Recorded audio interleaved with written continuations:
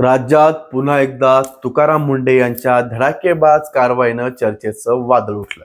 प्रशासकीय सेवेत शिस्तप्रिय आणि निडर अधिकारी म्हणून प्रसिद्ध असलेले मुंढे यांनी दिव्यांग कल्याण विभागाचा पदभार स्वीकारताच पहिला मोठा निर्णय घेतला। बोगस दिव्यांग प्रमाणपत्रांद्वारे सरकारी नोकरी मिळवल्याच्या वाढत्या तक्रारींच्या पार्श्वभूमीवर मुंढे यांनी जिल्हा परिषदेअंतर्गत कार्यरत अधिकारी, कर्मचारी, शिक्षक आणि शिक्षकेतर कर्मचाऱ्यांच्या दिव्यांगत्व प्रमाणपत्रांची म्हणजेच UDID कार्डची पडताळणी करण्याचे आदेश दिलेत। दिव्यांग व्यक्ती हक्क अधिनियम 2016च्या कलम 91 नुसार ही तपासणी करण्यात येणार आहे।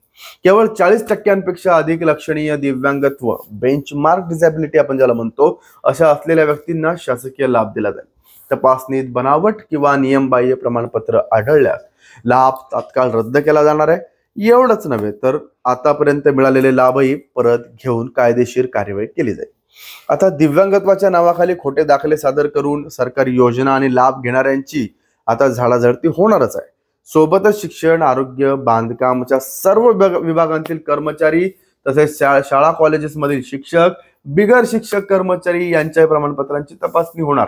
विशेष म्हणजे प्रत्येक जिल्ह्यानं तपासणी अहवाल 1 महिन्यात अपंग कल्याण आयुक्तांना सादर करण्याचे आदेश देण्यात आले आहेत। आता आपण पाहू शकतो की तुकाराम मुंढे यांची काम करण्याची पद्धत।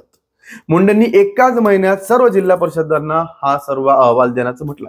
मुंढे यांची काम करण्याची शैली नेहमीच चर्चेत राहिली आहे। 2005 साली IAS अधिकारी म्हणून कारकीर्द सुरू केल्यापासून त्यांनी सोलापूर, वर्धा, नागपूर, नाशिक, अमरावती अशा अनेक ठिकाणी जिल्हाधिकारी म्हणून काम पाहिलं। नागपूर आणि नाशिक महापालिकेत आयुक्त पदावर असताना घेतलेल्या निर्णयामुळे त्यांच्यावर लोकप्रतिनिधींसोबत संघर्ष केल्याचाही आरोप झाला। शिस्तप्रिय कारभारामुळेच 20 वर्षांच्या सेवेत तब्बल 23 वेळा त्यांची बदली करण्यात आली।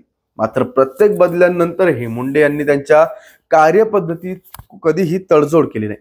कामकाज पारदर्शक असावं, नियम काटेकोरपणे पाळले जावे यासाठी ते ओळखले जातात। आता दिव्यांग कल्याण विभागात आलेल्या मुंढेंच्या या निर्णयामुळे खऱ्या पात्र दिव्यांगांना न्याय मिळेल अशी अपेक्षा। तर बनावट प्रमाणपत्रांच्या आधारे नोकरी मिळवणाऱ्यांवर गंडांतर येणार। मुंढे यांच्या या कृतीमुळे जिल्हा परिषदेतील हजारो प्रमाणपत्रांची आता तपासणी होणार। पुढच्या काही दिवसांत या तपासणीतून किती बनावट प्रकरणं बाहेर येतात याकडे संपूर्ण राज्याचं लक्ष लागलंय। त्याचबरोबर सगळ्यात मोठं लक्ष याकडे लागलंय की या संपूर्ण प्रकाराचा निकाल बाहेर येतो का त्याच आधी मुंढेंची पुन्हा अजून एकदा बदली होते। आपण या विषयाकडे पाहत राहू, आम्ही अपडेट तुमच्यापर्यंत घेत राहू। पाहत राहा लेट्स अप मराठी।